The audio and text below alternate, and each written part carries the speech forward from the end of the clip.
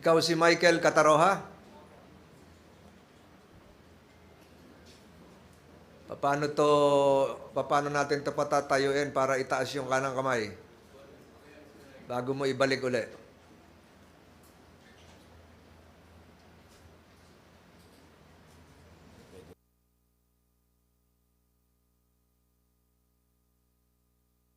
Pwedeng wala munang posa siguro habang naghihiring tayo.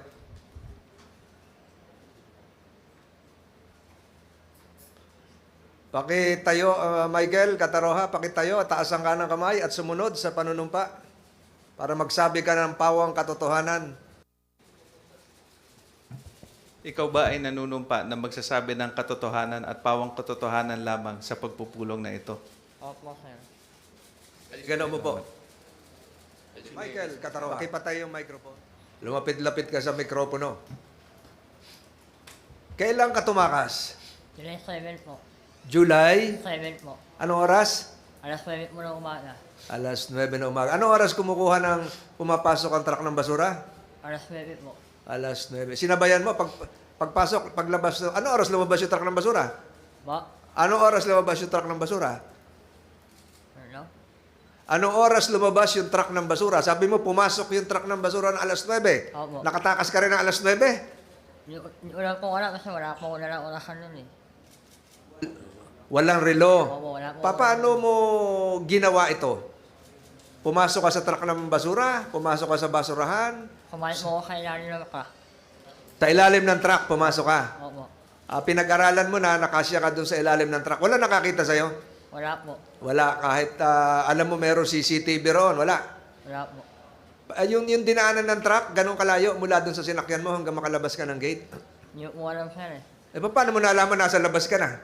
Marami na po sasakyan eh. Marami na traffic na, marami ka Opo. naririnig. Opo. Anong ginawa mo? Anong naririnig mo maraming sasakyan? Bumaba na po ako sa C6. Bumaba sa C6 po. C6. Opo. Paano mo nalaman C6 na yun? Doon po kami lumadaan eh. Sa C6. Pero kanina, sinabi mo kay Police Major Moratillo, binaybay mo ang EDSA. Malayo ang EDSA sa C6. C6 po ako bumaba eh.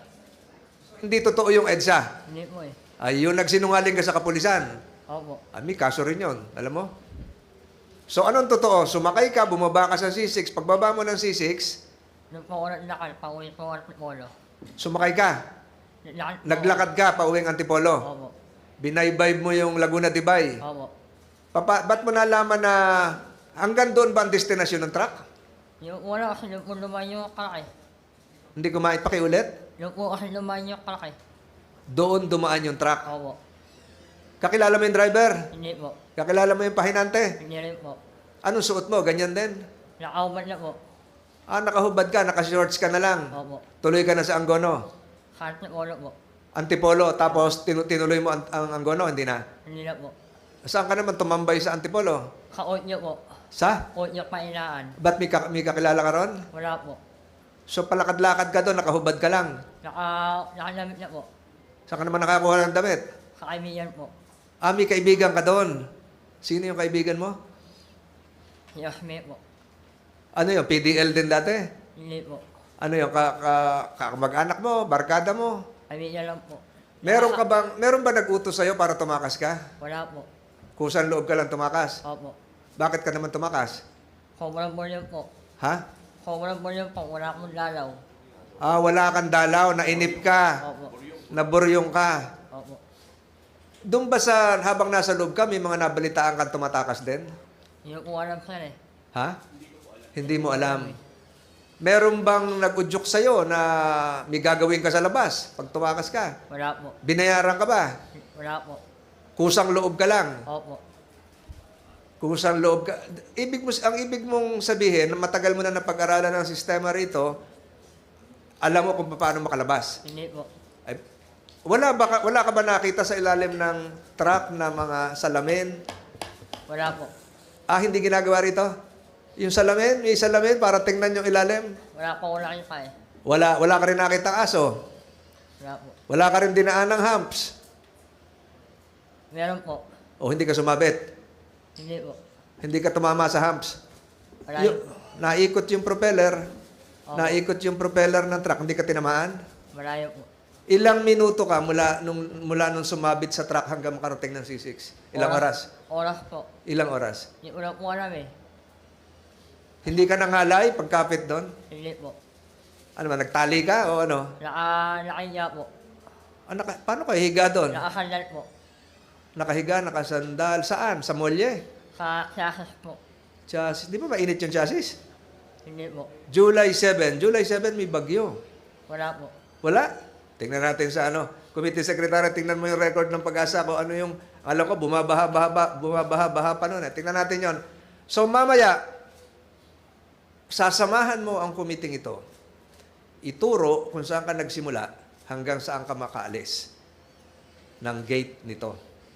Alam mo ba kung nakalabas ka na ng Bilibid? Opo. Alam pa, no? Narinig mo kumalampag yung gate, yung trangka? Opo. Ano narinig mo? Nakalabas ako ko ng bilibid. So, mula nung sumampa ka sa ilalim ng truck hanggang makalabas ka ng gate, ilang oras? Minuto po. Anak niya oras po. Puno na kagad ng basura. Opo. So, bago ka sumakay, hindi, ang sabi mo kanina, yung truck ng basura dumating na alas 9, puno na. Opo. So, pagpasok pa lang, puno na yung... Hindi po. Lumabas po kasi ako. Ano po yung kanak ng basura eh. Pakiulit. Lumabas po ako ng Brianna namin. Ano ko yung kanak ng basura. Lumabas ka, nandun na yung truck ng basura. Opo. So, ibig sabihin, puno na ng basura. Opo. Matatandaan mo ba? Makikilanlan mo kung anong uri ng truck yon kung makikita natin mamaya? Hindi na po eh. Bakit? Kasi po, marami po silang kalaki. Wala nang? Marami po yung kumukuha nun eh. Hindi, pero siguro pare-pareho yung truck. Opo.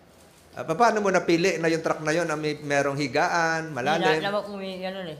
Ha? Lahat naman po Lahat. So mamaya, pag lumabas tayo, kaya mong ituro sa committee ito kung ano yung uri ng truck, kung saan ka humiga, Opo. ganong katagal ka nakalabas. Opo. Handa mong gawin yan bilang pagsabi ng katotohanan. Opo. Sa pagtagal mo rito, ganong katagal ka na rito? 2 taon? Wala pa po 2 taon. Marami ka na naririnig na kwento na marami na rin gumawa ng gaya ng ginawa mo? Opo. Mga ilan na? Hindi ko na po masabi sir eh. Wala po. So, yung mga nababalitaan mo habang kumakain, nagkukwento-kwentuhan kayo sa Bisaya, nagsusultihan, nakabalik sila? Hindi ko alam sir eh. Maling tao ko eh. Patay na po eh. Patay na? Hindi mo na po pinapatay. Pag nakalabas, papatay na. Opo. Kaya hindi na nakabalik. Opo. Ay bakit ginawa mo pa lumabas din kung alam mo pinapatay yung iba? Makalamat nga po. Binuhay po nila ako eh. Nagpapasalamat ka, binuhay ka nila, binuhay ka ng ng Angono Police, lahat. Opo eh. Kahit alam mo na malaking kahihiyan ang binigay mo sa Bucor. Kaya po eh. Kaya umiit po ako ng pasensya sa kalap mo ng Bucor eh. Humihingi ng? Umiit po ako ng malaking pasensya sa kalap mo ng Bucor. Humihingi ka ng pasensya kina General Katapang at sa lahat ng taga Bucor dahil binuhay ka pa. Opo. Kaya po sakali po makakount niyo po ako, pasensya na po kayo. Kung sakaling, Kung sakali po makakount po nila ako, eh, mababago po. kung patatawarin kami, bago kang kaso, yung evasion of sentence, mag-hearing, pinag-uusapan natin yan. Balikan ko yung unang nabanggit mo kanina. Marami ka narinig na istorya na tumakas dati, nakabalik, yung iba namatay. Sabi mo, Opo. doon ba lumakas yung loob mo? Gayahin ko kaya ito. Sir, eh. Ganon din daw yung ginawa nila? Sasakay sa ilalim ng truck? Hindi ko po alam sir eh. Ay hindi, nakipag-istoryahan ka. Ano yon? Sa iyong selda o sa iyong mga kasama sa... Sige, Sputnik ka, no? Opo. Kilala mo si Mr. Capone? Opo. Ano mo yon? Umalat po namin. Commander nyo. Pero binilang ka nung umaga, di ba? Opo. Binilang ka nung tanghali? May bilangan ba nung tanghali? Opo. Nandun ka? Wala na po. Wala na. July 7. Opo. Pero nung humarap siya dito, ang sabi, nung nagbilangan, nandun ka pa nung hapon. Wala na po ako. Wala ka na. Opo. So, ganun katagal mo ito pinlano? 1 linggo po. 1 linggo. Pinag-aaralan mo yung truck. Araw-araw dumarating yung truck alas 9. Opo. So, pinag-aralan mo araw-araw. Walang, di ba meron itong mga sinasabi ni Senator Robin Padilla, merong barangay tanod? Opo. O yung barangay tanod, di ka nakita? Hindi po eh. Kasi marami po nakatapo ng basura eh. Marami nakatapo na basura na nakakalat, nagtago ka ron. Hindi po. Ano ibig sabihin? Busy sila. Opo. So sinamantala mo, pero sabi mo kanina, puno na yung truck nung dumating eh. Kaya po, kumukulong-kulong po ako ng mga oras na yun. Kumukulong-kulong po ako sa pagbuhat mo ng basura. Tumutulong ka magkarga ng basura. Yung dump truck bukas ang likuran. Opo. Anong dump truck? Bukas ang tagiliran, bukas ang likuran? Bukas po yung likuran. Bukas ang likuran. So paghagis mo ng basura sa likod, siguro, habang naandar, Meron po lumaan na L300. may dumaan na L300. Opo.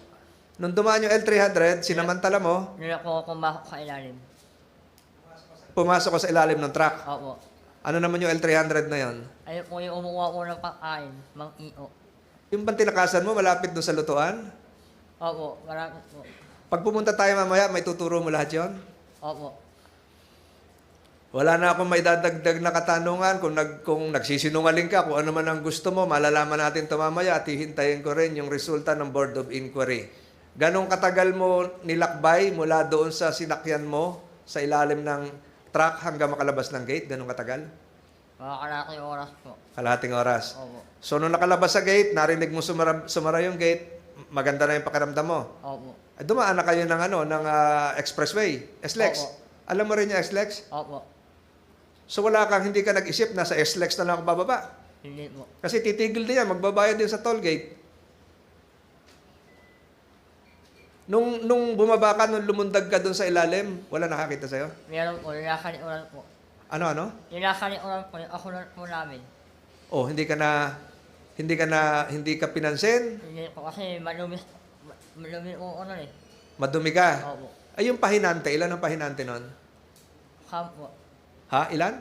Wala po malanti yan eh. Driver lang? Opo. Ganun pala, walang pahinante, walang kasama. Wala. Walang helper. Wala. Walang truck helper. Itutuloy natin ito